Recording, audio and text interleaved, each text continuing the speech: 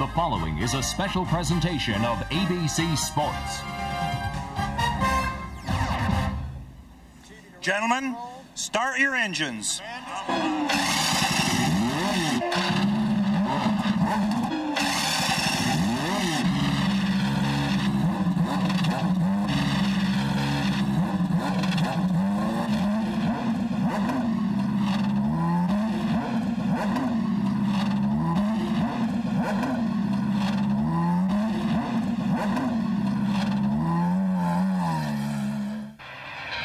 For 20 years, the racing roar has echoed off the buildings of Long Beach, California. First, the Formula 5000 ripped through a shabby downtown. The city grew and so did the race. In '77, Mario Andretti celebrated a Formula 1 win. Now, 3 IndyCar wins later here, Mario faces his last pass down Shoreline Drive. In 1986, son Michael kept the Andretti name alive with his first IndyCar win. Passing years reveal a beautiful skyline, and Al Unser Jr. challenging the Andrettis. Al became the king of the beach for the next 4 years. 2 years ago, Danny Sullivan brought his teammate Little Al's win streak to a screeching halt. Last year, Penske driver Paul Tracy scored his first IndyCar win. Today, Tracy has the pole. The run through the streets is about to begin.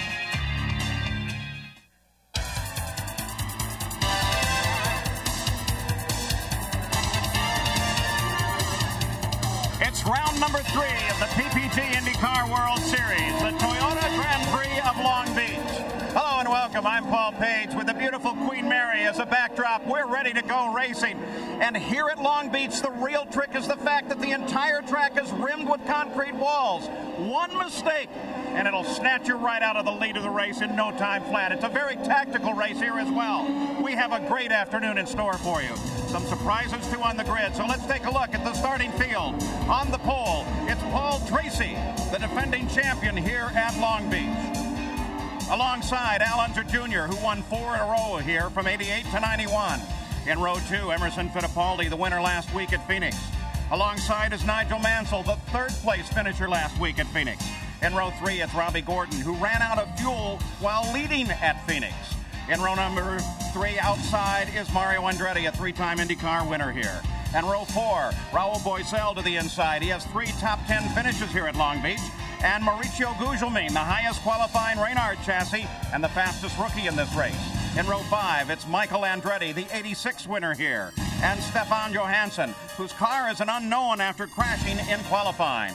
In row 6, Bobby Rahal and Teo Fabi. In the 7th row, Marco Greco and Jacques Villeneuve. In row 8, Scott Goodyear, Ari Luyendyk. The 9th row, Dominic Dobson and Mark Smith. The 10th row, Adrian Fernandez and Alessandro Zampedri. In the 11th row, it's Scott Sharp and Willie T. Ribbs. The 12th row, Jimmy Vasser and Mike Groff. Row 13, Davy Jones and Robbie Buell. In row 14, Frank Freon and Claude Bourbonnais. Row 15, Robbie Groff and Buddy Lazier. And those that came here but did not qualify, Mashushta, Kudrave, and Johnny Unser. The cars are on the track, and we're ready to go racing. This is Paul Page with Sam Posey and Bobby Unser in the booth. Jack Arute and Gary Gerald are giving us coverage from trackside. This track here at Long Beach is a magnificent circuit, a temporary 1.59 miles around, 8 turns, 2 very long and very fast straightaways. Here today, it is Paul Tracy that is the defending champion.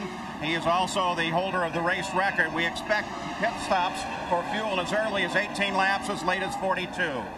So now, they move around the circuit, ready to move into formation. 1 lap to go. They have already begun their pace lap, the 2 parade laps complete here at Long Beach. We ride with Scott Goodyear, looking forward from his car. All these cars will move into their familiar rows of 2 after they come off of the final hairpin turn. On board here, the Reynard of Michael Andretti. Scott Sharp is reported stalled on the race course. We'll keep track of that story, too. Now on Seaside, the backside, the second long straight, as you ride with the Robbie Gordon car. There's Scott as they're trying to get him started. The rest of the field is all set to go. And apparently what they'll do is get him started, and if he's lucky, he'll be able to start from the pits and follow the field. That should not be too much of a penalty. Looking off the front of Bobby Rahall's Honda-powered car. Our race analysis for today. Again, fuel stops as early as 18, as late as 42, depending on the yellows. 2 stops if you want to do the race right. And look at that front of the field, 3 Penske cars and Nigel Mansell.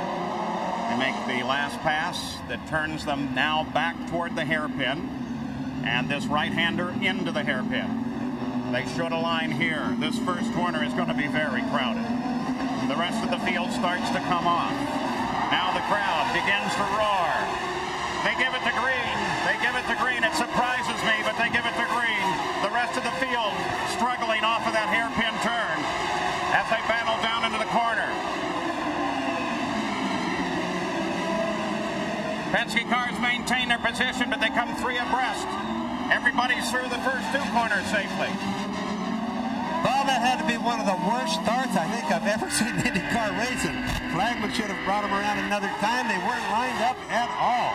Looks like only the Penske cars were aligned. It's now Tracy Alonso Jr., Emerson Fittipaldi. Nigel Mansell pursues from 4th place. In qualifying, the 3 Penske cars qualified within a 1/10 of a second of each other. It explains why they're running so close right now. Paul Tracy still running at the front of the field. Will he lead the first lap? Will he win another race here? He scored his first IndyCar victory at this track. Paul Tracy, the number 3 Penske car. Al Unser Jr., the 31 car with a black rollover bar. And, of course, there is Fittipaldi, the number 2 car, black number 2. Penske scored his first win ever here last year as a team, having been shut out through all the Andretti and Unser years. Now he's come back with a vengeance with a car that is really handling beautifully here. Well, you know, Sam and Paul, there's one thing safe to assume, and that Penske has told his drivers, don't wreck into each other.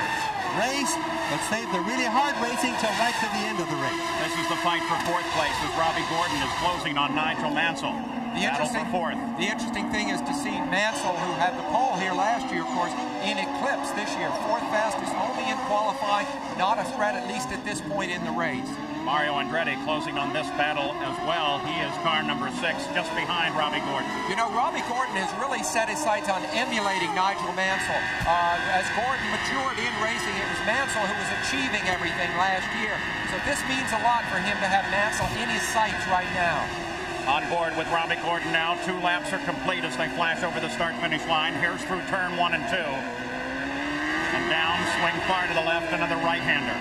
They don't do much shifting here. They come up from 2nd gear to 3rd to 4th. They hit 5th as they accelerate through these very fast sweepers out onto the back stretch. A very fast back straightaway right here, down into turn. We're another good place to pass. We'll keep track of this car, Bobby Rahall. The corner workers are reporting that there's a fire in the left rear of his car. Now there's more than a fire, at least there's a lot of smoke. That's that Honda engine car, and it is in trouble now. Well, it's either going to be an engine or it's going to be some fiberglass, or not fiberglass, but carbon fiber. Most likely he's got engine problems. We can almost tell by how quick he pulls off. Let's look under there. There is some fire very definitely under that car as Rahall heads into the pits. That's the body work that's burning up underneath there. This is a team which is having Jack Arut's right there as Bobby Rahall comes rolling down the pits now, and they will be ready with the fire equipment. It's probably not a serious situation, but certainly has everybody concerned. Jack? Well, Paul, Bobby Rahall brings his car in, and it is on fire in the left rear area. They're taking off the cowling towards the engine.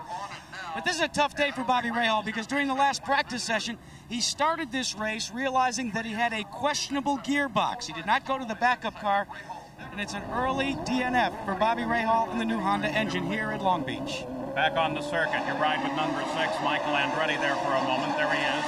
Michael, after his extremely promising start in that new Reynard chassis in Surfers Paradise, Australia, has had trouble at Phoenix a week ago and was not exceptionally fast in qualifying here either. That's Gugelmin just ahead of him. Behind him is Johansson. On board with Michael again, and I just want to make a note on this car. It hasn't looked good. I've been down the turns watching it all weekend. They have not got the car balanced. The shock absorbers look like they don't fit the racetrack well. Definitely are having trouble with the Reynard cars here at Long Beach.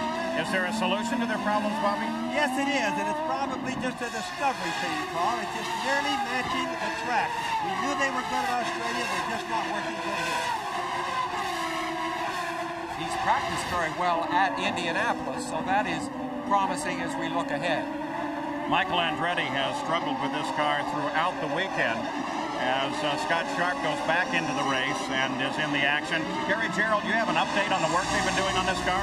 Well, indeed, Paul. You know, he won on the streets of Australia, but it's been a totally frustrating weekend here for this team. He says the problem has been getting grip to the rear of the car. I spoke with him just before he got in the cockpit before the start of this race, and he said it wasn't any better this morning. He qualified in the 9th spot, but he ran only 15th fast in the warm-ups. It's a very frustrated Michael Andretti, who won on the streets of Australia, not doing so well on the streets of Long Beach. Gary, Bobby and I watched Michael practicing the other day right from the edge of the track. He gets an awful lot of wheel spin. He drives the wheels off the cars, the crowd roaring approval when he comes by, but just no speed. Sammy said that that's one of the keys. He said you could hustle the car through the chicanes in Australia, but here, every time you try to put that power down, he just wants to get away from you, and you can't hustle the car. And he says it seems like the harder you try, the slower you get. Most of that is caused by different turns at Long Beach as opposed to Australia. Australia almost has straightaways and 90-degree turns. Here, as you can see going around Long Beach, turns of different angles all over the place. The weather here in Southern California is overcast.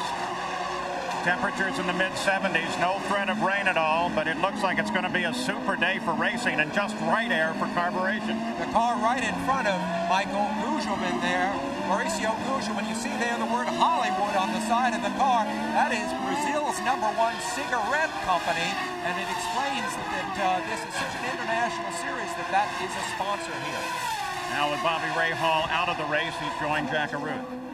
Well, Bobby, you were concerned about the gearbox. Is that what put you out? Well, it looks like an oil line broke. It's too bad. The car, we made a change in morning session, and it really ran well, and I was looking forward to the race. And, you know, even with the oil leak in the first lap or two, I was, you know, I could just, this car was super in the corners. I was looking forward to it. It's just a damn shame. And he needed a boost here, Paul, because he was getting ready to go to Indianapolis for the 500. He didn't race in that race last year. Well, we hope Bobby Rahal doesn't have a repeat of last year, as he did not make it into the Indy 500-mile race. Watching Raul Boisel now, he runs in 6th place. So at the Toyota Grand Prix of Long Beach, it's Paul Tracy in front, being chased by Al Unser Jr. and Emerson Fittipaldi.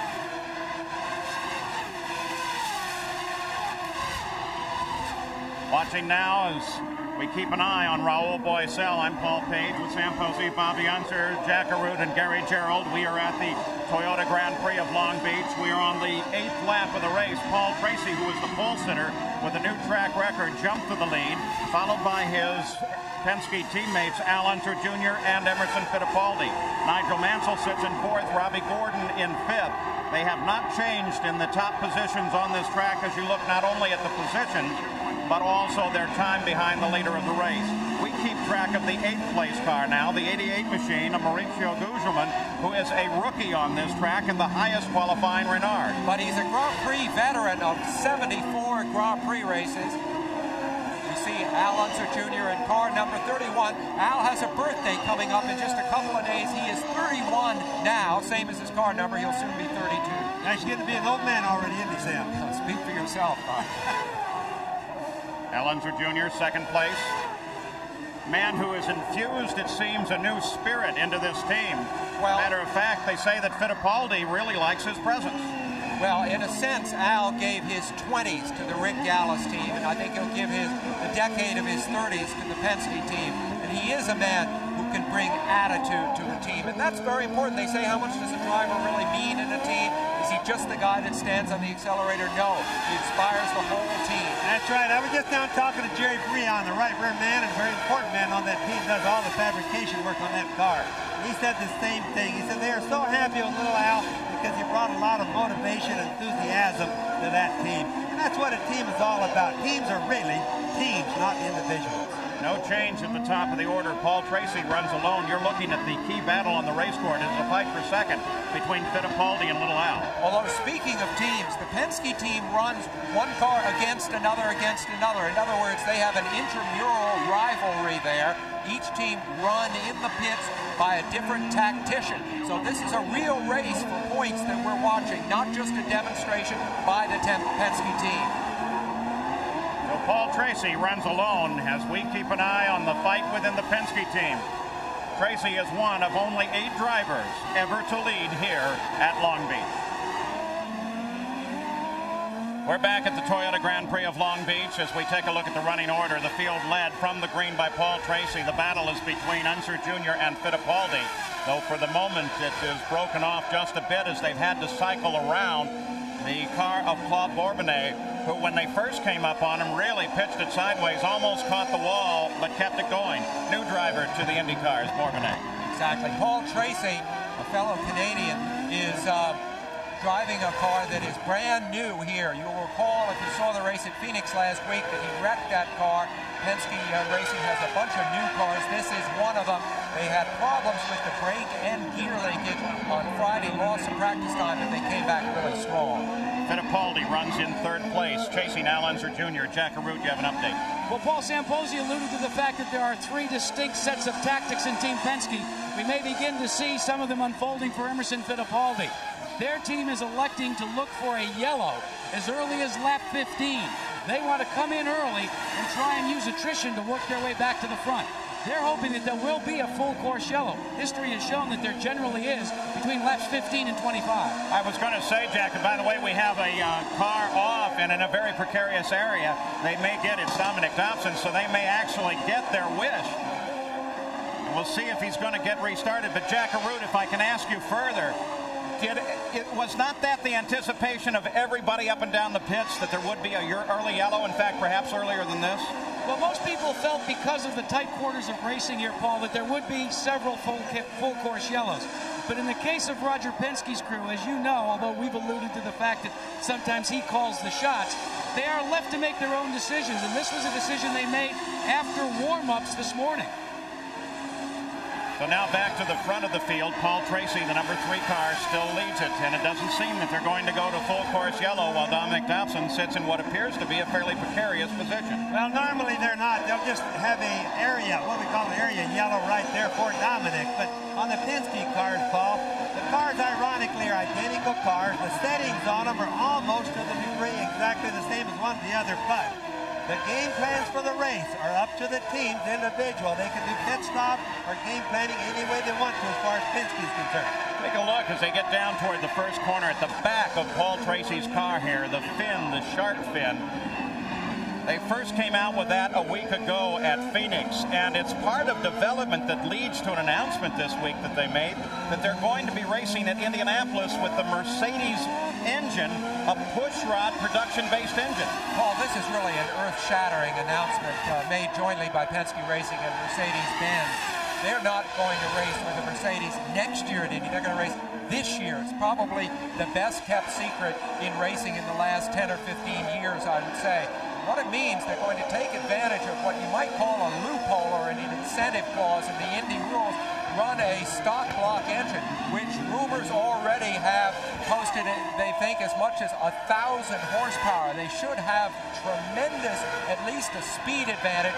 Reliability will, of course, be a question, but it's major racing news. Penske and Mercedes getting together. And ironically, Sam, the reliability on the engine and the testing, they've run many tests so far at 500 miles and longer, 500 to 600 miles, with the same engine without any failure. And believe it or not, they were running in all that snow back in Nazareth, Pennsylvania, shoveling snow all night long, starting to run at 8 o'clock in the morning. Don't you find it amazing that they kept that a secret, and they kept the fin a secret? I mean, the Penske group is really operating as marked men now. You wonder what else they might know about what's ahead. Competition's very severe today. Something else to remember as we look forward to the Indy 500. Pushrod engine has completed 200 laps, the full 500 miles, only once in the last 25 years. So And we keep track of the leader, Paul Tracy. You can see he's pulled out ahead of second place Al Unser Jr., but Emerson Fittipaldi is staying in the fight. We're back at the Toyota Grand Prix of Long Beach, and there is a problem, as you can see. Down in the first corner, two cars together, one Paul Tracy with Mike Groff. Here's what happened. Chasing into the corner as Tracy was working through traffic. Got caught up behind the 19 car, Bobby. Yes, that's exactly what happened. Paul was committed to go the inside, as you can see right there. The 19 car, Robbie Buell, is braking too fast. Paul had more rear brakes than the front brakes and locked it up and spun it. He just was pressing too hard into the corner, in my opinion. And he was lucky that Groff was alert and able to get on the brakes right there. Damage to the front of Groff's car, I don't see a lot on Tracy's car. No, but he's obviously killed his engine. Leaves him in a terrible position. In effect, he's about the same as being out of the race no matter what happens. This, of course, catapults Al Unser Jr. into the lead, a man who won this race 4 times in a row and had a 5th all lined up when he was tapped from behind by Danny Sullivan. Now, one of the things that will happen, Sam, Paul, is Penske is going to tell little Al what Tracy did. Obviously, it was his fault. He just overdrove going into the turn a little bit. And little Al's going to be a little bit more careful himself, especially if Emmo doesn't come up and start pushing him too hard. Well, little Al, of course, has been involved a couple of times in incidents here, too, and it just shows that at Long Beach, the racing is extremely close, and things can go wrong, as Paul said at the top of the show, in a split second. IndyCar safety team out there trying to get Paul Tracy going again, as well as Groff. Al Unser Jr. assumes the lead on the 22nd lap of the race. Still no full course yellows, so no reason yet for the teams to pull their cars down into the pits. We started this race with 8 rookies to Long Beach, so that kind of thing is very likely here. Drivers unfamiliar with the circuit at full racetrack. And as people look ahead to the Indianapolis 500, that high number of rookies is a cause for great concern. Here where incidents happen like the ones we've seen so far, they happen at very low speeds. With these strong cars, everybody gets out of them safely most of the time. At Indy, things may be very different. But Sam, even though the speeds here at Long Beach look kind of slow to people, 108-mile-an-hour average lap, they're actually running 190 miles an hour down the straightaway here at Long Beach. So people have to have the right perspective to speed. It's the slow turns, it's the hairpin that brings the average down so low here. Well, I wouldn't want to be a nose ornament on one of these cars, I'll tell you. Well, that's for sure, especially Paul Tracy a little while ago. Al Unser Jr. definitely caught up in traffic now and taking care, I think, as he's coming through there. He's being cautious. This is the first time that Al Jr. has really led a race substantially for Roger Penske since he joined the team this season. So this is a very proud moment. And an important moment for him. Yeah, psychologically, you always wait to make that mark with the new team, particularly when it's a team with the rich history of Penske, and of course this deal long in the coming and now reaching fruition. You know, just like that hairpin turn right there where you saw little Al working up on that lap traffic, Sam. He doesn't want to go in there and touch a wing. That would just be disastrous at this point. Watch him right here going down the end of the front straightaway here, very fast speed. Very careful not to take any chances on passing right now. 16 cars still on the leader lap. Al Unser Jr. is trying to pass Adrian Fernandez in the 7 car just ahead of him. Fernandez currently runs in 16th place. So at the top of the order now with the change is Al Unser Jr., then Fittipaldi, then Nigel Mansell now 3rd. Robbie Gordon is 4th. Mario Andretti runs in 5th place, followed by Raul Boesel, Mauricio Gugelmin, Michael Andretti, Stefan Johansson. Marco Greco has moved up into the top 10 and runs 10th right now. Al Unser Jr. is leading his race for the 7th time in 11 years. We'll be back after this message and a word from our ABC station.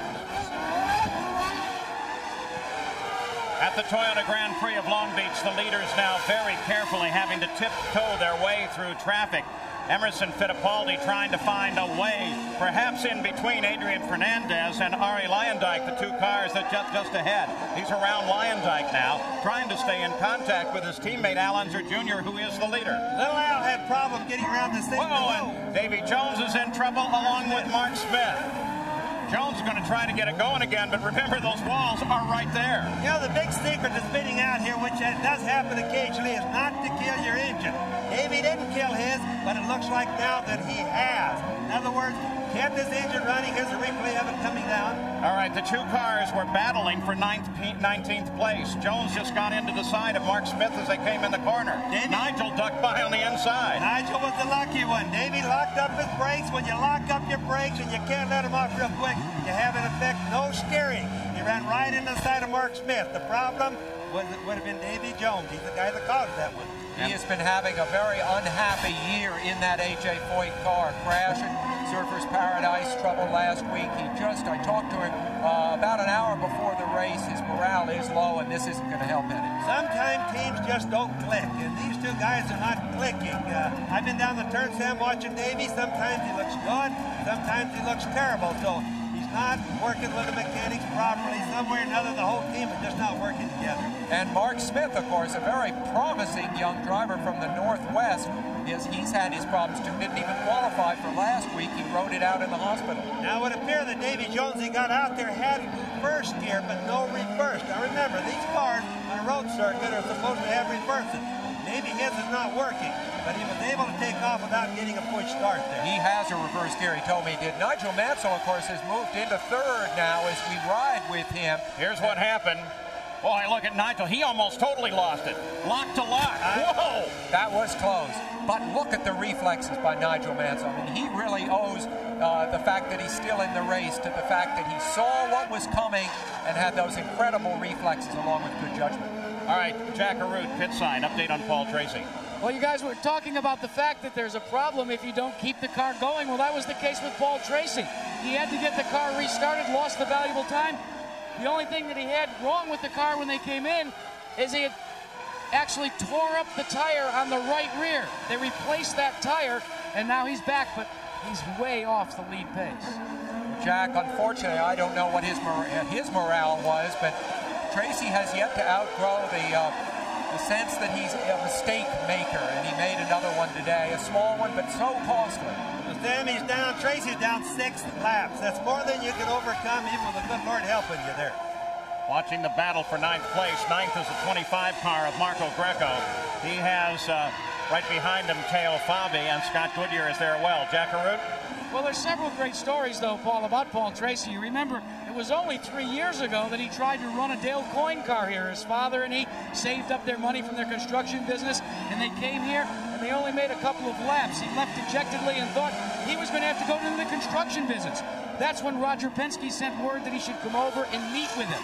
They signed later that year a testing contract. And then Paul Tracy, 1 year later, comes back and wins here at Long Beach. So he's had more than his share of ups and downs here on Oceanside Drive. Well, for a moment, Marco Greco was able to pull away from Teo, and Teo is locked in this tremendous battle with Scott Goodyear and Jacques Villeneuve just behind him. A three-way battle for 10th place. Occasionally, they catch up tonight. Well, we've got to watch that a little bit. Now, those guys are weaving back and forth, almost having a lot of contact.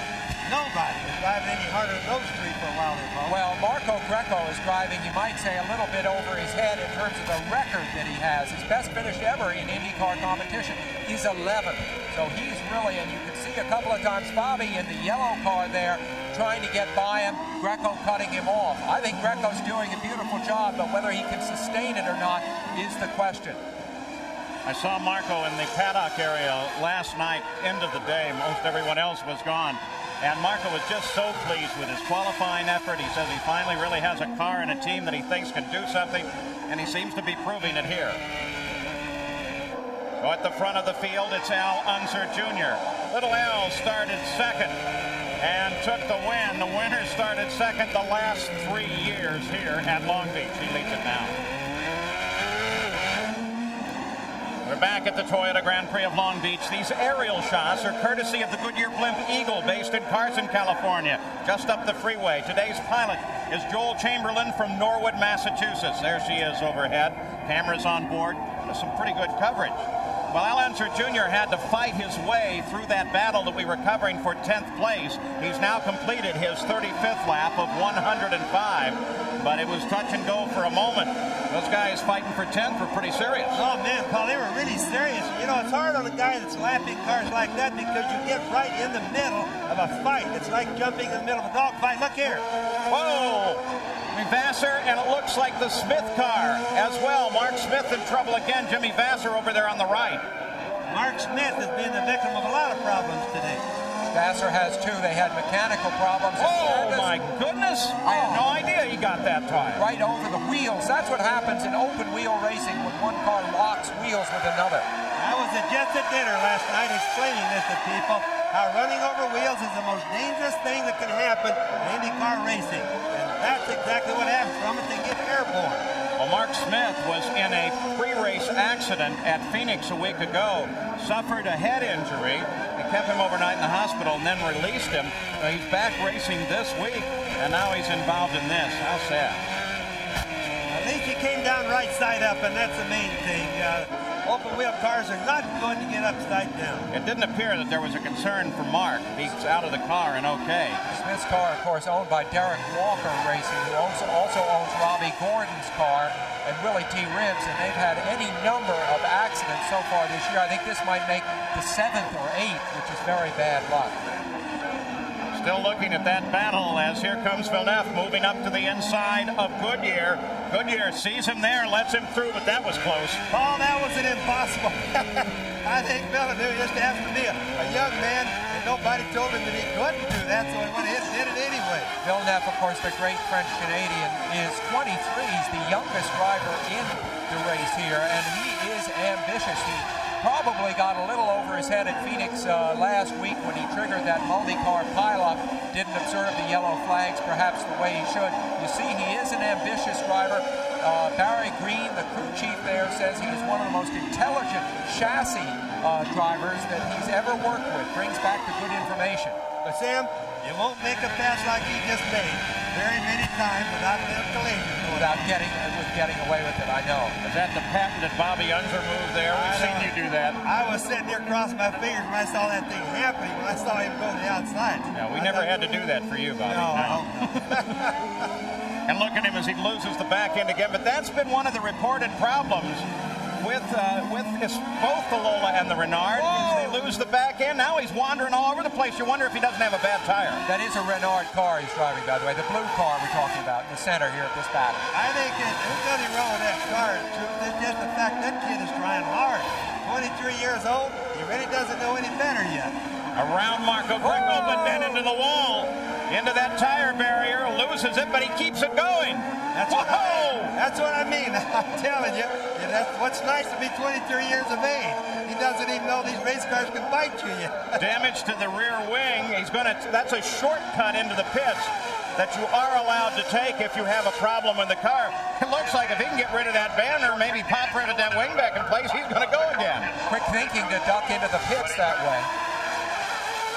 Remember now, the rear wing is broken. You look at the piece hanging down from it. We really did That's not a livable situation on the racetrack going fast. That's something they'll have to fix. He was over his head there. It was exciting to watch, but he was over his head. That's not a car problem, Sam. Just like you said. Already the team has the spare wing out and they're ready to go. And we're going to keep an eye here because best indications are that Al Unser Jr. may head for the pits anytime now, and here he is.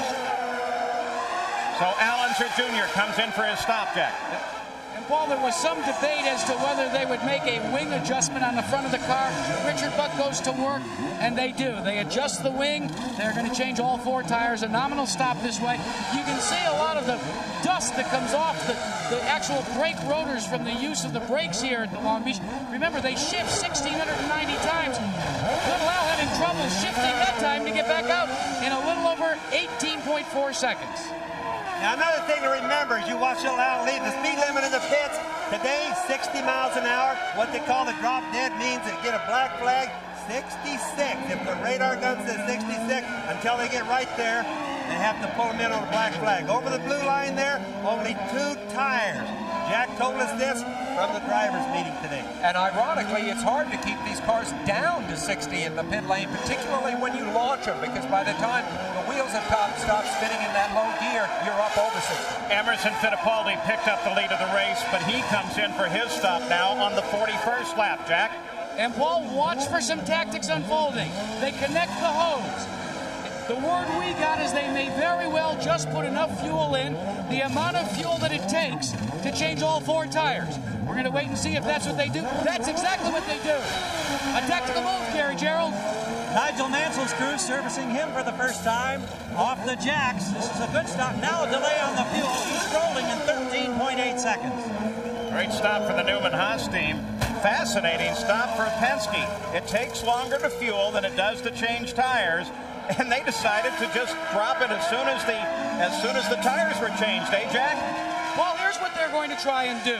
They were debating whether they should make that type of stop now or for their final stop. It's what we call a time stop. They've calculated their fuel, and they feel that in one of the stops they were going to take on a full load.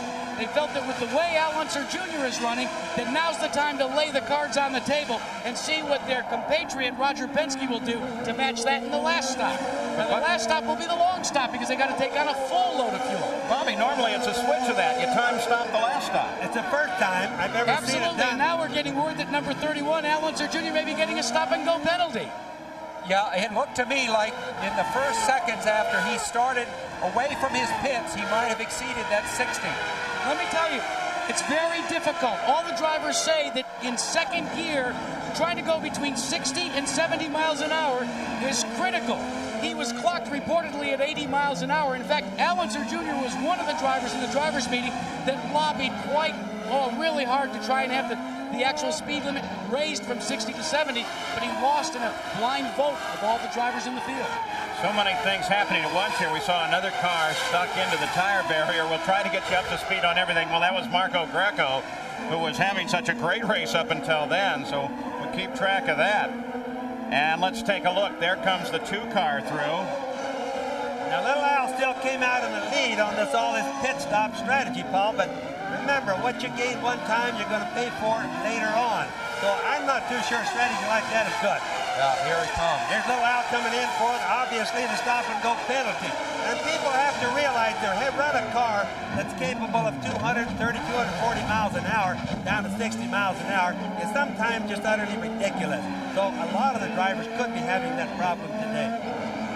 This, of course, puts Emerson Fittipaldi into the lead the first time he has ever led a race here at Long Beach. Interesting. Bobby, there has been some concern, a couple of people that we've talked to this weekend, most notably A.J. Foyt, that they're so fast on that black flag for exceeding the speed limit in the pits, and yet no penalty last week for Nigel Mansell at Phoenix when he jumped over the grass strip and got out on the race course, and no penalty for Villeneuve after coming around and hitting Mashusta in that accident at Phoenix. Paul, what it is, a lot of the racing people today are screaming politics, inadequate officiating by Wally Dallenbeck, the chief steward, who on race day is totally in charge. And I think that there's something to some of this stuff. Certain guys get penalized, and they seem to get penalized often. Other guys don't get penalties at all. For example, Nigel Mansell right there in the number 1. Inside of Michael Andretti. Very exciting. Almost collided with Michael there. But Nigel has Father really and son are having an argument here. Yeah, Nigel has been kind of immune to penalties, and I think everybody's getting a little bit tired of that. Let's go pit side, Gary Gerald. Just a quick update on Villeneuve. He came in, and while that whole flurry of pit stops was taking place up and down the road, the Forsyth Green team replaced the entire rear wing. He's now back on course. They had some damage up around the Wickerbill, so they replaced the whole rear wing assembly. Lost a lot of time, but he's still in the competition. Also, we've had reports of a couple of more of those pit lane violations. Davy Jones, 68 miles an hour. They were going to penalize Greco. As you mentioned, he ended up in a tire barrier. Villeneuve lost 5 laps and dropped to 20th position with that long stop while they repaired the wing. Still pretty quick service there. Let's give you the top of the order. Emerson Fittipaldi leads it, followed by Al Unser Jr. 15 seconds behind. Then Nigel Mansell, Robbie Gordon, Raul Boisel. We're watching Mario.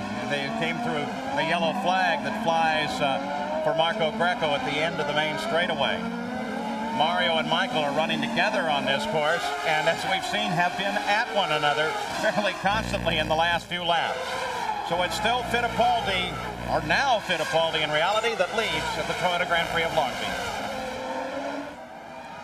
This is Paul Page. We're back at the Toyota Grand Prix of Long Beach, where the yellow flags fly in tandem, 2 of them at the start-finish line, indicating a full course yellow. So they will now line up behind Johnny Rutherford in the pace car, and any advantage, which was 12 seconds, that Emerson Fittipaldi had gained over Al Unser Jr. is now lost.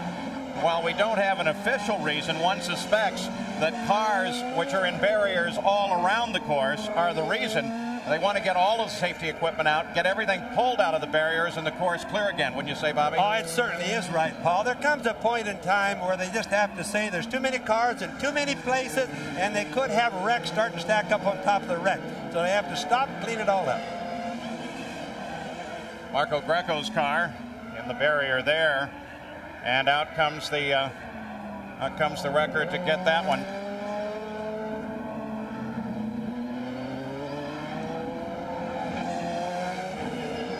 Last week at Phoenix, race fans saw one of the most frightening crashes in recent history.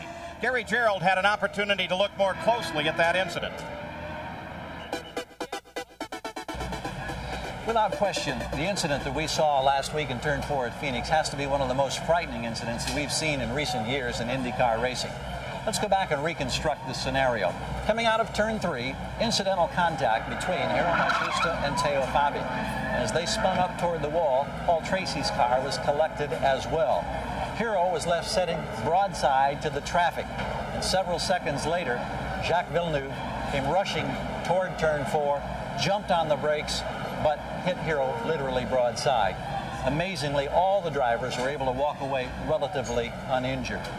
Let's take a look at what remains now of Hiro's car. You can see that here the cockpit where the driver sits facing in this direction, but the monocoque with all the carbon fiber all intact. It was cracked down inside, but it did stand up under the punishment. Here's where the impact came across, right behind the roll bar. And you can see it tore through the carbon fiber. It separated the whole rear half of the car. There are 4 large mounting bolts back here where the engine is located. All of that just literally ripped away. But perhaps the most astounding aspect of this crash is right here, around this fuel cell. There were 35 gallons of methanol here. And for the first time in recent years, we saw a fuel cell rupture. And it's an absolute miracle that that fuel didn't ignite, and we would have had fire on top of that horrifying crash. Now, from Villeneuve's standpoint, you can see the remains of the damaged chassis or tub. This is the nose section that was so graphically chewed and torn up by that horrendous impact. All of the carbon fiber literally shredded. And thanks to a rules change made in IndyCar just over a year or so ago, the driver's footbox area was lengthened, the driver moved back, an extra bulkhead was placed in here, and because of those changes, Villeneuve was able to walk away without any injury to his feet. It's also interesting to take a look at some downloaded information from the onboard computer.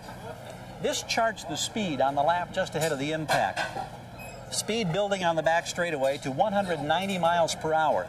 Then as he came upon the problem, he's under braking here, slowing down dramatically to a point when suddenly we saw the brake smoke. This is where he locked up the brakes.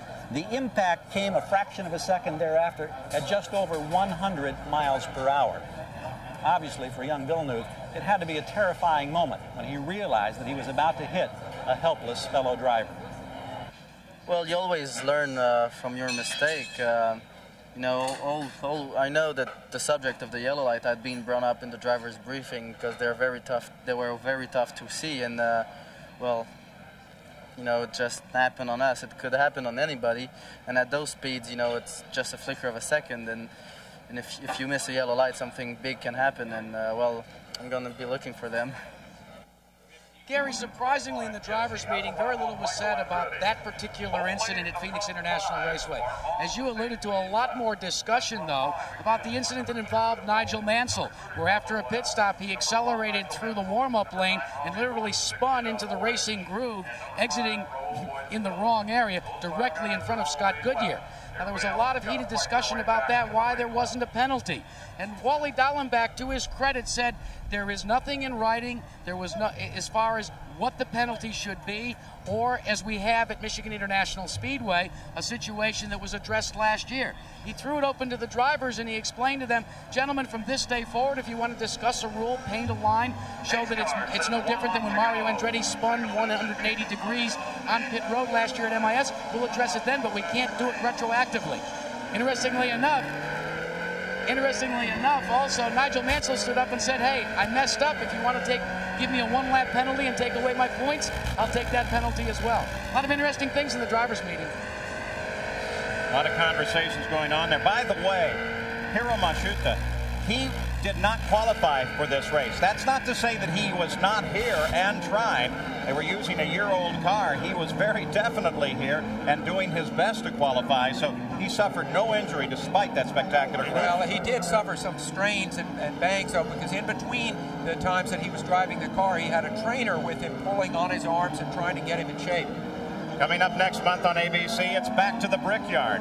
First on Saturday, May 14th, Auto Racing's best try to beat the clock and grab the pole as we begin coverage of the Indianapolis 500 time trials.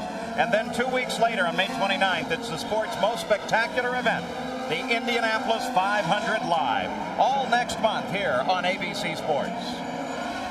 The field lines up, looking for a green flag as they come off of Seaside and through the final 3 corners, heading to the main straightaway. Been under full course yellow the past several laps now, 5 in fact. We've completed the 51st lap of the race. Well, a lot of people thought, could we? Oh, George Harrison, Tom Petty, both race fans. Harrison, a good friend of Emerson Fittipaldi's, must like very much what he sees. Green flag comes out again. Emerson Fittipaldi leads the field down. Immediately, Al Unser Jr. comes in pursuit. Nigel Mansell third, Robbie Gordon fourth. Michael and Mario, they battle and battle for position. The position is 6th. And as we look at when they cross the start-finish line on the restart here, Paul, 4 seconds behind for Little Al compared to Emo. Mario has been ahead of Michael throughout the race, so the fact that Michael did not get by there just then does not mean that he's going to be held off. What is important is that Michael is now ahead of Kugelman there. Both those cars, Renards, run out of the same team, the Chip Ganassi team, but with different engineers. So you ride with Michael Andretti, the Reynard car, chasing the Lola of his father just ahead. They'll have breakfast in the morning together, and that pretty well ends the conversations for the day. It's amazing sometimes, like with Michael and his father, Mario, who's right in front of him there, how close they run together and how often we worry about them touching each other. But ironically, they work like a team that way. In other words, they very seldom have a problem together. Well, of course, when they both ran for Newman Haas, they were able to share technical information, which I think both of them enjoyed tremendously. Now, mum's the word, of course, technically. Black flag given to Scott Goodyear for exceeding the speed limit into the pits. He came in and out for a stop-and-go penalty. You know what? That happened last year. He was running in 20th. Yeah, he was running 2nd at the middle of the race last year when he was black flag for speeding in the pits. Let's go to the pits, Gary Gerald. Gary? I thought Gary had something for us. You know, I just wanted to mention that it seems sometimes like black flags and penalties are determining the race too much, or making the race. When we have racing, that's far better than we've had for many years. I hate to see black flag be the whole deciding point. Let's try Gary Gerald again. Well, Paul, it's been a really tough day for Scott Goodyear and the Budweiser team. Just before that penalty, he had gotten restarted. He had to spend time in the pits because a Heim joint on the shifting mechanism had broken. And so they had to replace that, got him back out. In his anxiety, he broke the law, had to come in on that stop and go. Keeping an eye now on the 31 car of Al Unser Jr. That's Stefan Johansson just behind him, but he has 1 lap off of the race. Currently running in 9th place. You just saw the full running order. Stefan Johansson normally very fast on road circuits, been very fast in practice, but he had an accident yesterday. I don't think they have their car quite up to speed since then, Paul. In fact, that car was fairly heavily damaged. The team was working quite late last night. I was surprised with the damage he sustained in practice yesterday that they were going to get that car back together at all. They did a beautiful job. Well, we were both talking and wondering how they were going to find the car for it because we didn't think the car could be repaired overnight. So it shows you sometimes how good the mechanics really are. Bettenhausen team was borrowing parts from everywhere to get that thing going. Al Unser Jr. picks his way through traffic. The car in question is the blue and red car that's just off the screen to the right. You'll see it come through in a second. Johansson right there. Former Grand Prix driver, several times on the podium in Grand Prix, finishing in the first 3, but never managed to win, and he's never managed to win here either. Well, Emerson Fittipaldi has now completed 55 laps, 14 laps since his last stop as the leader of the race. 6.5 seconds back is Al Unser Jr. 2 seconds behind little Al is Nigel Mansell, 1st, 2nd, and 3rd. We'll be back after this message and a word from our ABC station. We're back at round number 3, the PPG IndyCar World Series, the Toyota Grand Prix of Long Beach. Emerson Fittipaldi is the leader of the race. 59 laps of the 105-lap scheduled distance are complete. The early leader was Paul Tracy, but then coming through traffic, lapping cars, he got into trouble and off the course. That took him out of the lead. Then Al Unser Jr. picked up the lead of the race. And little Al and the Penske team did a fascinating maneuver. They pulled a time stop for their first pit stop, hoping to try to pick up some time and set themselves up for the end of the race. Al Unser Jr. runs in second place now. Nigel Mansell third, Robbie Gordon fourth, Raul Boesel fifth. And they've really been having some hard battles. Little Al's had a lot of cars to pass because he did get that penalty back in the field. He's been complaining over the radio that he'd like to see more move-over flags. And I don't blame him a bit for wanting that. But the other guys would like that too, Paul. Any help you can take. We're watching Mauricio Gugelmin and Stefan Johansson as they were battling for a little bit there. Now the leader's coming around to overhaul Gugelmin, who's having a pretty good day. And as he gets it sideways.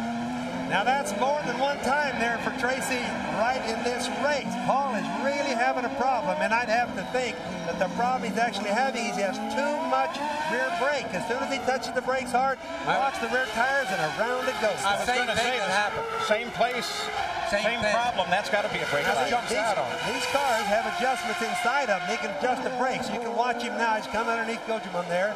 Starts pushing on the brakes. Watch the fronts don't locking up. And see the rears light up. Now, that's Paul's fault. He's probably adjusted the brake bias the wrong way, causing the problem from the cockpit. And the point is, Bobby, if your fronts lock up, the car remains fairly stable. When the rears lock up, you swap ends. Of course, the idea, Sam, is to have all four of them if they're going to lock at the same time, which is almost impossible. Yeah, you got a good idea, too, there from that one shot on the replay of all the brake that is being done going in that corner, all those black marks. What do they do in the cockpit, Bobby, to keep him from twisting the brake control the wrong direction? Well, it's called education. Just tell the guy to the right does one thing, to the left does the other.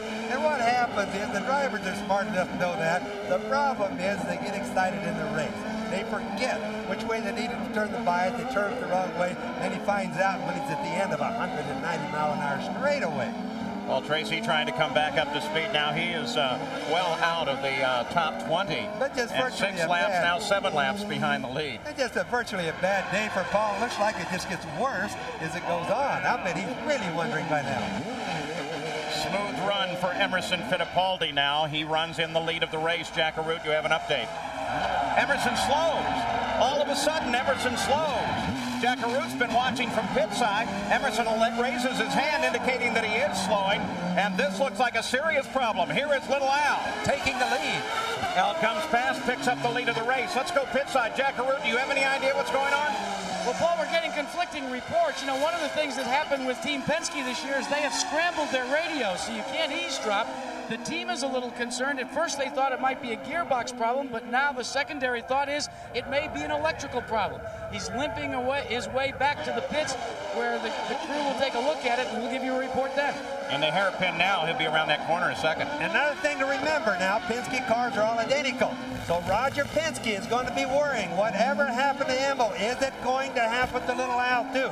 Because it's obviously going to be his only chance of winning this race is little Al. So he'll be the first one to want to know what is wrong with Emil's car when it comes in right now.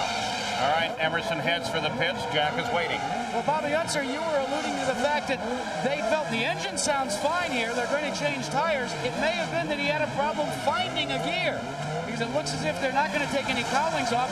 And one of the things that we were told, because of the type of gear ratios you have to run here, sometimes you can clip off a little piece of the gear. He stalled the engine now when you're shifting. And Emmo is not at all happy, but Bobby, as you know, with the different gears between first, second, third, and fourth, you can clip them off and it can become difficult shifting. Jack, the most likely problem is that Emmo ran out of fuel. Remember, he had a time to stop. Most likely he's out of fuel, and the reason it dies right now is it hasn't purged the air out of the system. It's fuel injection, but still has to get the air out. But Bobby, he came in, took his normal stop. He stalled after the stop. He had taken on the fuel. And it sounds like he's still stuck in that 5th gear. Major development as far as the championship standings are concerned. Emerson came in here with a substantial lead, 37 points to 22 for his nearest pursuer, and if he had won this race or even finished second, he would have gone into Indy with a hammerlock on the series. This opens things right up. Pretty slow rollout, which helps support that gear argument, Bobby. Well, let's just watch and see if he gets back up to speed. If he did, then obviously he did run out of fuel. If not, remember, these are sequential gear transmissions. Or in other words, to the people who ride motorcycles, they're just like a motorcycle. And all the cars today are that way of the new models. Now, that means that you put it in first, go to second, third, fourth, fifth, sixth, and so on. All right, Jack now's had a chance to talk with the Penske team. I talked with Chuck Sprague, and here's exactly what it gave us. They were surmising the same way we did. At first, they were referring to it as a temporary gear shifting problem. The car was hung up in gear. Chuck Sprague, though, much like you did, Bobby Unser, thought maybe it wasn't that and maybe they had run out of fuel. They've ascertained that they had not run out of fuel, but they are very, very concerned about the gearbox. Jack, it looks like they're in trouble again. We see the car moving very slowly around the back part of the track. Whatever struck has struck again. Well, it seems to get hung up in a gear, and during practice, that last practice session this morning, that was a problem that befell Al Unser Jr. Jack, they had they're this concerned problem. about it. They had this problem with 2 of the 3 cars back on Friday. They felt they had it beat. And, but he's going to stay out. I don't understand that. Well, maybe he's hoping it's going to get back up into a gear and he can go. Well, he's still trying to figure out, can he overcome the problem by shifting it a little bit different and something like that. All they do with a gear shift is go forward and back with it from one to the other. Again, sequential on the shift. So in order to get the second, he has to go from sixth to second and so on. And naturally, when you're shifting up, you go from one to the other like that. But going down, you have to shift a bunch of times. Emerson Fittipaldi being very careful. As you see, the new leader of the race, Al Unser Jr., comes around, completing his 66th lap now with Nigel Mansell running in second. And in third, it's Robbie Gordon. Back at the Toyota Grand Prix of Long Beach, Nigel Mansell with a problem. The right rear tire shredding off of the wheel. He's going to limp back to the pits. Obviously, it was a cut tire. Not a blown tire, but a cut tire. Got to run it flat. You can look at it. It looks like it's still on the car, but the wheel is a whole lot wider what that tire is. He had the misfortune to have it happen early in the lap, so he's had to make his way around the entire track at low speed. Looking down on Long Beach, yesterday here they held the annual Toyota Pro Celebrity Race. Sam Posey takes a closer look at the fun-filled event. Pro football players, actors, and a sports writer were among the 13 exciting celebrities wheeling identical Toyotas through the streets. Also in the race, but starting behind the celebrities, would be 4 seasoned pros, including the man who back in 1976 won the first Grand Prix here, Clay Regazzoni. Paralyzed in a subsequent accident at this track, Regazzoni has developed special controls for his car. The ring inside the steering wheel is his throttle. Shifting is with a manually operated clutch. The brake is that lever in the foreground. Despite the tragedy that befell him here, Clay is happy to be back. Oh, I still have a good remember from Long Beach for my victory in 1976 with Ferrari. And it's nice to be back and see a nice town, old friend, new drivers, and drive again, race again. At the start, Alfonso Ribeiro, star of Fresh Prince of Bel-Air, takes the lead. A cool dude on the screen. He's hot in the streets. Then behind him, trouble. Jet skier Christy Carlson blasts inside actor Paul Gosselaar. While Brian Redman in the maroon car takes the lead of the pros as they charge through the field. Regazzoni out with mechanical trouble. Ribeiro wins and talks of actually becoming a driver, while Brian Redman, who won the first ever race here 19 years ago, beats the other pros. The Pro Celebrity Race, a lot of fun here. Jack and I haven't driven it in a while. I think we wrecked too many cars when we were there. I think they decided that the Toyotas were too expensive with you guys on board. But it was your advice and guidance that got us there. Al Unser Jr. leads it. We'll look through the running order. Robbie Gordon now comes up and picks up second place. And by staying alive and fighting hard, Raul Boisel is now in third. But Nigel Mansell has dropped back to fifth because of that tire, Gary Gerald. Paul, he got into the pits. It was 13.5 seconds to make the change and to get the full complement of fuel that should take him the rest of the distance. They believed that the reason for the flat was contact from behind by Michael Andretti. Now he drops back, but on the radio they're already telling Nigel they're in good shape, we're all right. I think what they want to do is make sure they finish and get those championship points. Yes, let's keep in mind that on these tires that they're tubeless. They're tubeless tires. They're very, very thin. So if you look at the front wing in a car, the side plates, for example, could be a knife. If a wing goes up, just touches somebody's tire, it just slices it. Another quick spin on, and again, the 3 car. Paul Tracy, trouble. And of course, you know, there's been bad blood already between Nigel Mansell and Michael Andretti. They had words just before the start at Australia. So this is just another chapter in what may become a hot story as the year develops. There is second place, 72nd lap for Robbie Gordon. He is 28 seconds behind the leader of the race. A good deal of ground to make up. One would suggest almost an impossible amount of ground. But also keep in mind that all during practice, as we've watched all of it this weekend, Robbie Gordon has been one of the fastest cars, sometimes the fastest car during practice. The kid is one heck of a hard charger. He'll never give up. He'll either wear the car out, wreck it, or try to beat Little Al hard. In a further update, Gary Gerald. Just a few minutes ago, we had talked to Derek Walker about how the Robbie Gordon day was progressing. Walker, of course, the owner of the team that puts Robbie on the track. He said, well, I don't think we've got enough to match the Penske's. That was just moments before Emerson encountered his problem. He said it's the usual slipping and sliding on the streets. We wish we may have had a little more downforce, but we think we're okay. So all in all, a pretty positive outlook. We almost got an identical report regarding Raul Boisel, who's running in the next position back and on the lead lap. Well, we're riding here with Robbie Gordon. Of course, he had accidents in his test sessions. Oh, another spin. Well, I'll tell you what, getting into that corner has been tough for everybody. It's one of the Pac West cars, and he's right in the middle of the line. Yeah, look at this. I'm sure that's Dominic Dobson right there, although I can't. The car's are identical in color, so it's Dobson sitting out there. But you know, the bad thing about it is, it's a terrible position to be sitting in for both the guys on the track and himself. Well, they've got to get it out of there, and there is the question whether or not this should be a full course yellow. Yes, and you can see the course workers are not opting to go out there and help get him off the deal. Look what the cars have to do to go around it. Well, that's not that far down. Why don't you go out there and give him a pull? I wasn't even going to offer that part, Paul. I'll tell you what, course marshals here, of course, all volunteers. They work day on day on day. Here's on board with Nigel Mansell. Across the start-finish line. Now look ahead for the yellow flags and then for that car in the course. And remember, he's going 190 right about here as he hits the brakes hard. Now he sees it. It's a pretty good view of it. Remember that Robbie Gordon right now is 26 seconds back of Al Unser Jr. So if there is a full course yellow, it will have a material effect on the incident. Here we are now riding with Gordon as he sees the same thing. Whoa. Yeah, that's really close. Remember, the guys that can make it on the inside, that's where the track is clean. The guys that have to go on the outside, that's where you find the marble. That isn't an easy place to go around. And, of course, they're going to have to move that car out of the way. So the next lap, you think, as you're a driver, you put yourself in Robbie Gordon's seat. You know you got to remember what's going on and look for it next time. Here we go. Looking at the spin. There it is. Same problem that Tracy seems to have. Too much rear brake, not enough front brake, and you spin. There's no choice either. A guy's got to keep stopping when he gets down there. Going from 190 miles an hour to stay down to 70. Hey, you got to stop. That's all there is to it. Let's look at Michael as he was following Nigel. They, by the way, in a battle for position here. Whoa, little close, huh? Just a little close. But then Nigel definitely slowed suddenly, didn't he? Because of traffic. He was in a bind too.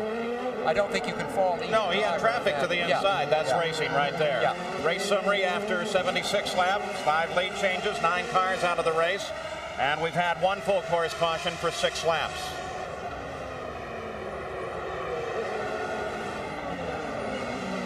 So still waiting with no full course yellow. They're going to clear that car of Dominic Dobson without going full course.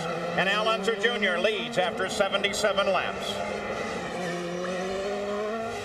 Back at the Toyota Grand Prix of Long Beach, you ride with the 5th place car, Nigel Mansell, anticipating pit stops, what should be the final stop of the race any time now here. Tonight, IBC begins with America's Funniest Hour, then followed by Lois Clark. Then Jane Seymour stars in an ABC movie world premiere, A Passion for Justice. That's all here on ABC tonight. A couple of cars that, while the battles have been going on, have been doing a fantastic job. From 19th to 9th, Adrian Fernandez. From 26th to 10th, Robbie Buell. Let's go to Jack Arute. Al Unser Jr. in for what should be his final stop of the afternoon, working very methodically, but the concern for everyone on pit road is this 60-mile-an-hour speed limit. They're completing their work, and this time Al Jr. is far more careful coming down pit road. We'll wait and see if he's under the 66 drop-dead speed limit. He's going to stay under it this time, Jack. I can about guarantee you he's got a fairly good lead in the race. Penske's already told him, man, no matter what, don't get another stop and go, because that really could cost him the race. Very careful on the exit. Carefully with just 2 lines over. Looked perfectly legal to me. Al Unser Jr., very heads-up driver and very good here.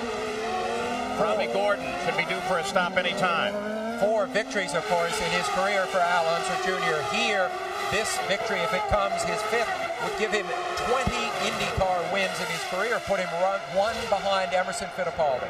Now we're going to see Al, little Al, is on his last fuel stop. He won't have to stop again without problems. We're going to see him taking better care of the transmission and trying to guarantee that he doesn't overuse fuel or anything like that for the remainder. It was good here to see the family of Don Sully Sullivan. We look at one of the Ford-powered cars. He was one of the chief engineers for the first flathead V8 production engine for Ford, 1932. He passed away recently, but family here watching the race today. That was the most famous racing engine in the world for many years. You know, I thought that would never leave. I'll tell you who we are missing, though. Regulars that have been competing in IndyCar racing the last few years, Danny Sullivan, Roberto Guerrero, Scott Brayton, Eddie Cheever, do not have rides this year, and they are much missed. Do you anticipate they show at Indy? Well, I think some of them will in one form or another. I think they'd all like to, Sam. They're just looking for good rides. That's what it all amounts to. This, of course, the final race before the great Indianapolis 500. ABC will be there on top of everything throughout the month of May. And think of what a win here would mean to Al Unser Jr. A winner at Indianapolis a couple of years back. In Eclipse, really, since then, as the Gallus team unraveled a bit over the last couple of years. Now he's falling into the best team in the business. Many people said, could they run 3 cars competently? The answer is yes.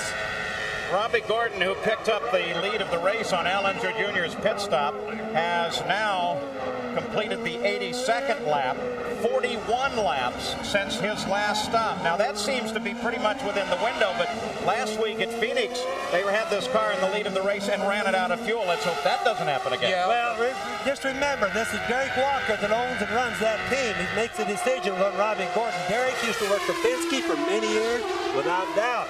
He's one of the best team managers in the business, so he'll gamble and shuffle everything he can to get any advantage, or he'll definitely take a gamble on fuel. Robbie Buell, who runs 9th, has gone 42 laps since his last stop. That's the furthest lead reach out since the last stop. We keep riding Robbie Gordon. He's going to stay up. There he comes.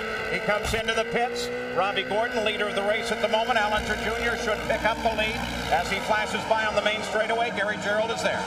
They were very concerned about that fuel problem that ran him out of the race last week at Phoenix, but they said they found the problem. They wouldn't talk about it. They were not concerned coming in today. He's here for his final service. He's got a shot today in his first ever IndyCar victory. He was 2nd last year at Mid-Ohio. We've got him rolling in 13.3 seconds, Paul. Raul Boesel in 3rd place as Robbie Gordon rolls back to the track, and I use the word rolls advisedly. Very, very careful. They can't accelerate until they get past those last pits. Boesel now should be the next car to come in as he comes in and picks up 2nd place with Robbie Gordon's pit stop. Well, that beautiful onboard camera that's on Robbie Gordon's car, you can see how he accelerated a little bit too fast and he slowed right back down. You can see that from the camera. It's the best onboard camera shots I've ever seen. Boesel is having himself a fine day. He, of course, was in many ways the unsung hero of last year. He came very, very close to winning several races, including the Indianapolis 500 for the Dick Simon team. Dick Simon has been around as a car owner for many, many years. He, too, has gone winless through all these many seasons of effort. It would be great to see Boesel, who pits now, have some success. Raul Boesel turns on to pit road. Jack Arute waits. And Paul, Dick Simon's Duracell crew is going to do a calculated stop. Not a time stop, but 15 gallons. They have measured exactly how many gallons. They've got a mark on the tank. When they hit it, they pull and disconnect. And now they're going to drop. They're having a problem changing the rear tires. They've completed that in 10.9 seconds. seconds, he's off and away. He's looking for second spot. Doesn't think he can beat Unser Jr., but he thinks he can go into second. We're looking, too, for Robbie Gordon, who now is down in the first turn. Side by side with Teo Fabi. And battling with Teo Fabi, though not a battle for position. But nevertheless, he certainly did get out ahead of Raul Boesel. It's really not like Robbie Gordon to let anybody pass him, because he normally wouldn't know that we're for a position or not right then, because Teo is really on the move right now. But you know, Bobby, this is a great drive for Robbie Gordon. I started to say earlier that he had crashes in all his testing situations, including a really bad one in Phoenix, but and trouble, of course, at the first race in Surfers Paradise. This is a very steady run he is having, and he's being rewarded by attrition ahead of him on the road. I think he could realize today that a steady run could bring great fruits. The yellow car, Teo Fabi, is 10th place, a lap behind the lead of the race. The blue and white car, Robbie Gordon, just another mention. In my opinion, he's a young A.J. Foyt, Michael Andretti makes a stop, Gary. As usual, he brings it in hot. He doesn't have to lock up the tires, but he hits those marks perfectly, and this crew goes to work. Elated, of course, as he came back to IndyCar racing with a victory on the streets of Australia, but as we alluded earlier, it's been a disappointing weekend in many respects. He's rolling smoothly, just under 14 seconds. He should be good for the rest of the distance. Michael Andretti comes in 4th place. Adrian Fernandez passed him on the straightaway. As he made the stop, he should come out and join the field somewhere very close to his father, Mario. He'll be making his last passes down the Shoreline Drive here. Again, look at all the braking marks as they go into the first turn, and Michael is coming back up to speed. Al Unser Jr. has a 36-second lead over second place Nigel Mansell. Robbie Gordon is third. We'll be back after this message and a word from our ABC stations. Back at the Toyota Grand Prix of Long Beach, one of the world's most enduring symbols, the Goodyear Blimp Eagle, based in Carson, California, has been providing these beautiful aerial pictures. Goodyear blimps have been flying over major sporting events since 1925. Emerson Fittipaldi with a gearbox problem. Now he's pitside with Jack Arute. And Paul, he made a hasty trip back here because the first person you went to talk to was Roger Penske and Al Unser Jr.'s pit. What did you try to do? Describe what had happened to your gearbox so they could radio to Al Jr.? Yes, exactly, Jack. I mean, my car was flying. I was so happy the way the race was going. And then I started having problems shift from 5th to 4th. And then I lost 4th, 3rd, 2nd, and then all the gears. And I just told Roger, really be careful because we have a critical problem in the gearbox. I hope we can finish. I mean, he runs so strong. Well, let's check in with Gary Gerald for some more information on pit road. Jack, there was momentary concern that Michael Andretti may have had a broken header, but the crew says it sounds fine as it came by the front straightaway just seconds ago. Interesting note on Raul Boesel. We understand the team was fined $100 for unintended equipment on pit road. Dick Simon's comment, it was worth it for an 11-second pit stop. Also, Adrian Fernandez started 17th. He was 5th when he made his pit stop. He's running solidly in the top 10. A much more impressive showing for this young man. Boy, no question about that. Nigel Mansell now 2nd place, but 37 seconds behind Al Unser Jr. Bobby Unser, that tire actually worked out in a strange sort of way. Well, it really did. If he's got enough fuel to go the last, which I think he does, and the tire didn't hurt him that much because one of the things is he was able to avoid the last hairpin. The new rules allow you to come in what they call the shortcut into the pit, which saved him probably another 8 to 15 seconds, Paul. That's a big saving all the way around for a guy with flat tires. The point is that both the leader and the second place driver had their problems during this race, just as Paul Tracy, who won it last year, had to make 2 pit stops for cut tires. So this is an incident-filled race. Key battle on the course as Teo Fabi has been battling the last several laps, trying to hold off a charging Stefan Johansson battle for position. And at the same time, the leaders have been working their way through this. So here is an ongoing battle for 9th place. The leaders have to handle up. Fabi has really run hard today. I think it's as hard as I've seen Teo run for a long time. His position doesn't show as hard as he's really been running.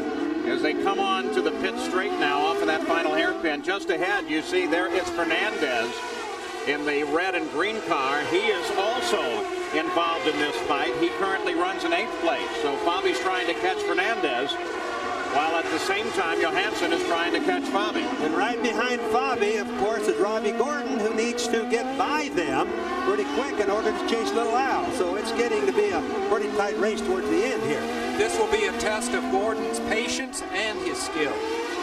93 laps into the record book. There's a green and red car of Adrian Fernandez. In a lot of ways, he's been the star of the show today. He's really come from a long ways back to being way up in the top 10 consistently. The 88 car there is Mauricio Gugelmin. He also is holding on for position, running in 7th place right now. And Fernandez is there and ready to fight. All 4 of them now begin to move close together, so we're going to end up with a 4-way battle for 7th place here. Of course, everybody works the entire race, Paul, to get down to the very last and have their shootouts then. Middle of the race is usually just for position. Fernandez and Gugelmin both running the Renard chassis, which is new this year. Both teams very pleased with it, at least so far. So these are nearly identical machines. 2 key passing areas here at Long Beach. One off of Seaside. They're heading for that right now, where you can slam down the gears and try to get inside your competitor, block the corner on him, and take the corner away. Neither one can do that there. The other key at the end of the long main straightaway. Yes, and the track is slippery right now, and the tires are pretty well worn right now, so it's hard to drive in the turn deeper than the other guys. So in front, it's Al Unser Jr., 35 seconds ahead of Nigel Mansell as we move to the final 10 laps here in Long Beach. Back at the Toyota Grand Prix of Long Beach, where our EDS scoring system is showing Al Unser Jr. 35.68 seconds ahead of second place Nigel Mansell. 10 seconds behind Mansell is Robbie Gordon. Raul Boisel runs in 4th place. Those 4 are the only one on the leader lap. How many times we've watched Al Jr. reel off the last laps in command of this race. This time, however, it has dramatic consequences in terms of the championship. A win here would bring him 37 points, which would tie exactly his teammate Emerson Fittipaldi for the lead in the PPG Championship. Here's that fight that continues between Teo Fabi and Adrian Fernandez. Adrian Fernandez currently runs in 8th place. Fabi is right there. We watch the battle from the nose of Robbie Gordon's car, who runs in 3rd and seems to be a little wary of getting involved in this fight. Well, he doesn't seem to be pressing hard right now. It isn't like the Robbie Gordon way. Normally, he would just annihilate those guys. So maybe he is getting smarter, like Sam said a little while ago. Well, Bobby, I think the point is resolved when you see the gaps between the drivers. I think Gordon realizes that even if he gets by, he's probably too far behind Mansell to reel him in. But similarly, Gordon is far enough ahead of Boisel that he can afford to be cautious at least for a few laps, maybe not the whole way. And Sam, he needs to do it. He's driving for a super good team in Derek Walker this year, so he needs to show that he's smart as well as fast. Yeah, that's the point. That's what he could add to his resume today, is he's smart. So far, we know he's quick. Teo Fabi continues to work at the back of Fernandez. Looks like he's in a position, if he's going to make a try, it may occur as they come off of Seaside. Look how hard he's trying there as he locks him up. That was my words. You can't say he's not trying, Paul. Fabi would move into 8th place if he could get by Fernandez. That's the Jim Hall team, the yellow car right there. Bobby, that's the Jim Hall team. They've not done so well in racing the last couple of years. They're really trying hard to get all their momentum gathered back up again. Well, for the moment at least, Teo Fabi cannot get the job done. Al Unser Jr. has the lead of the race with 99 laps complete. We'll be back with the finish. Little Al has won at least one race every season since '88. At the Toyota Grand Prix of Long Beach, 102 laps complete. Al Unser Jr. has had his lead whittled down just a little bit. Now only 29 seconds ahead of Nigel Mansell. Mansell's doing everything he can. Little Al is being careful. In fact, a very careful pass just a moment ago of Dominic Dobson. He now runs alone and has clear sailing ahead as we come to the closing laps here in Long Beach. If he wins, this, of course, will be a win in his 3rd start for Penske. It took Emerson Fittipaldi 15 starts to win a race for Roger, and Paul Tracy 16 starts. Bobby, you drove for Roger for many years. What will that do for Little Al in terms of his relationship with Roger? Well, his relationship couldn't be any better than it is right now, no matter even if he won Indianapolis. He thinks the sun rises and moon sets at Little Al. The thing that will make a difference is Roger fuels himself on winning. If he just becomes obsessed with winning more. There's nobody like Roger Penske in the racing world. And history will always show that he is an individual that nobody else has ever come close to. And remember, it is Roger Penske who is individually masterminding the pit strategy of Al Unser Jr. today. Jerry Breon and I were talking this morning on that team, and both of us agreed that without Roger's motivation, without his drive, without his strong desires, everybody in the team would probably be only 50% of what they are.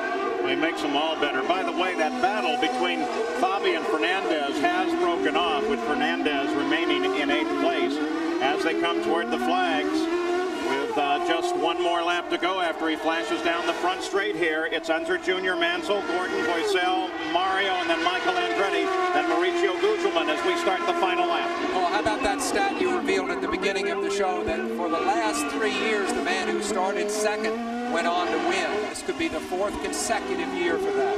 And everybody will battle for second next year. How do you figure that one out? You're trying to qualify for the pole. I want only be 1,000 slower than the pole. Just think the life or the feelings that Earl Al is leading right now, knowing how bad he really wants to win for the Roger Penske team, worrying about the transmission and traffic. A cut tire could even lose the race for him right now. He's in clear traffic, though, Bobby, with only a couple of turns to go. He could probably, if he can accelerate off the hairpin here, coast home. Slide that far, Sam. Al Unser Jr. about to reassert himself as the king of the beach as he takes the Penske car across the line and picks up the twin checkered flags. Al Unser Jr. is the winner in the Toyota Grand Prix of Long Beach. Chasing toward the flag now, Nigel Mansell, as the celebration begins with the Penske team. I know a special moment for mechanic Richard Buck, who spent a lot of time with little Al in the sprint car days. So victory once again for that team. Here comes Nigel Mansell, the final 3 corners of the course. Little Al already saluting the crowd and beginning to slow. Is that a happy kid or what? He's happy today. Nigel Mansell through the hairpin for the very last time. His teammate Mario Andretti will be coming to the line too for the last time here. And here is Nigel Mansell, comes toward the flag and picks up 2nd place. Robbie Gordon will come across in 3rd, Raul Boisel 4th, and Mario Andretti finishes in 5th. We'll be back to talk to the winner. Unofficial results in the Toyota Grand Prix of Long Beach as we look at the top 6. Al Unser Jr. has taken his 20th career win and his 5th at Long Beach. He's with Jackaroo. Well, he just got the congratulations of his wife, Shelley. He's getting the congratulations of the rest of his crew. Al Jr., you're back being the king of the beach, but let's talk a little bit about the concerns about the gearbox. Emerson Fittipaldi went out and they radioed into you about it. How concerned were you out there? My gearbox was great. 4th and 5th was really good, and you know, I was really excited on that first stop, and I forgot I had a sequential shift, and so I started grinding the gears back and forth. But you know, the Marlboro Team Penske is a super operation, and I am just really proud of them, and proud of Art Buck. I mean, super job, and I'd just like to say hello to my kids at home, Cody, Shannon, little Al. Wish you were here. Well, congratulations to Al Unser Jr. and the rest of Team Penske. Let's check in with Gary Gerald. Gary? Jack, indeed, Nigel Mansell toweling down the helmet off. You make such a bold move now, just 2 points out of the championship lead on a day when you have a tire go down and you had a very close call with 2 cars in front of you. This is turning out real well. Hey, did you see that on television on the back straight there with the 2? Holy smoke, I mean, I was almost spinning and just caught it. That was a bit dicey, and then 180, 190 miles an hour on 3 wheels. I didn't enjoy that either. But I tell you, the crew worked fantastic, and the Newman Haas team, God bless them, they got me to the finish. Terrific job, Nigel. He's right there in the championship point hunt just that quick, Paul. Very much in the fight, and of course looking for a chance to take a win at the Indianapolis 500. But little Al should remember this: no Long Beach winner has ever won Indy after winning Long Beach in the same year. Coming up next month on ABC, it's back to the Brickyard. First on Saturday, May 14th, auto racing's best try to beat the clock and grab the pole as we begin coverage of the Indianapolis 500 time trials. Then 2 weeks later, May 29th, it's the sport's most spectacular event, the Indianapolis 500 Live. All next month here on ABC Sports. When we come back, we'll take another look at Robbie Gordon, who finishes 3rd, and we'll see the standings. Finishing 3rd in this 20th anniversary of racing in Long Beach, Robbie Gordon. He's with Jack. Well, Robbie, Bobby Unser said throughout the course of the race that maybe today you proved to people that not only are you quick, but you're smart. Was this a thinking man's race? Well, I think we played the same game we played last weekend down at Phoenix. We had a car we could win with down there. We ran ourselves out of gas trying to play the game. But, you know, here we just rode along all day and turned it up when we needed to. But I guess we didn't turn it up enough in traffic. We just played it too cautious. How tough was the traffic out there for someone like you? Traffic was terrible. I saw about 3 accidents in front of me. You know, I just didn't want to be involved in one of them, so I laid back a little bit and rode along. Indy coming up next. Indy coming up next. At least we got a few points. Looking forward to it. Paul? All right, well, let's take a look at the finishing order here. Still unofficial. It takes about 30 minutes to post it. At the conclusion of the Toyota Grand Prix of Long Beach, of course, Little Al takes his 20th win, followed by Nigel, Robbie Gordon, Raul Boesel. Then the Andretti family. They're having a pretty good run, and they're staying together on these courses. Mauricio Gugelmin, that's a terrific run for him. Fernandez, Teo Fabi, that's the way that battle ends up. Teo was not able to get around. Then Ari Leindijk, Stefan Johansson, Frank Freon from the Indy Lights with a terrific run here at Long Beach. Robbie Groff, Davy Jones, Jack Villeneuve, Robbie Buell. He was up as high as 10th at one point, and just his face lights up every time he sees that he can get in an IndyCar. Dominic Dobson, Willie T. Ribbs in 18th position. Scott Goodyear, Paul Tracy, Emerson Fittipaldi, Alessandro Zampedri, Marco Greco, and Jimmy Vasser.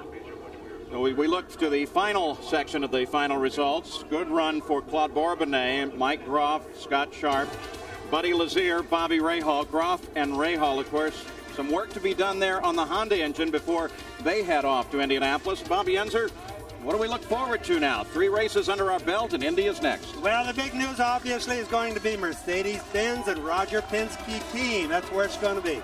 Look how tight the points battle is right now. Little Al and Emo tied at 37. Nigel close behind. Well, I agree with Bobby as we look ahead to Indy. I mean, Penske's won 2 in a row, but at Indy, the team takes the biggest gamble they may have taken in their whole career by going to Mercedes-Benz. A month from now, we'll be seeing how it works out in qualifying, and 2 weeks later on May 29th in the race itself. I'll tell you what, there is so much to look forward to at this year's Indy 500. I can't wait to get to the track on opening day and for the coverage throughout the entire month. All of the great stories, changes in teams, the addition of Al Unser Jr. to the Penske team, the Mercedes, the Honda, the Ford. I mean, everything is looking so good for that month. Well, suppose the Mercedes has the power that everybody is speculating that it might, 1,000 horsepower or more. We are going to see new lap records at Indianapolis. How about straightaway speed, Sam? What if I tell you a possibility 250 miles an hour on the straightaway? Think about it. Yeah, I can't wait to see it. And I'm not drunk. So Al Unser Jr. takes his 5th win in the Toyota Grand Prix of Long Beach. And now we look ahead to the Indianapolis 500. Little Al in 2nd and 3rd. Nigel Mansell and Robbie Gordon now taking a ride around this track and being applauded by the tremendous crowd here. The Indy 500 is next. This is Paul Page for Sam Posey, Bobby Unser, Jack Arute, and Gary Gerald. So long. Thanks for joining us in Long Beach.